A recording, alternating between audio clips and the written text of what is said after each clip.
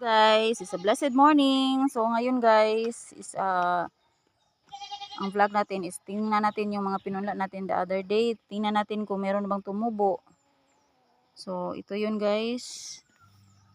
Kunti-kunti pa lang. So matagal ito magtubo.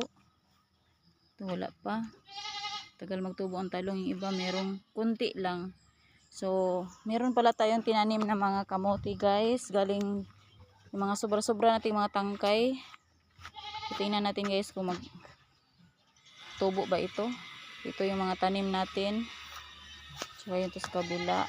Tangkong. Tsaka kamote. So, ito muna yung ano natin guys.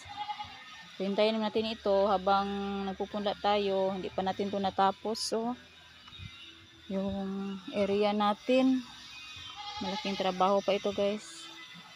Ito. So, dahan-dahan lang. Habang nagpupunla tayo.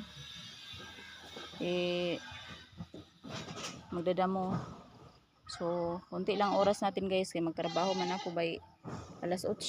So, isang oras lang. 5 to 6 or 5:30 to 6:30. Ganun. Ito guys. Okay. Salamat po guys. God bless.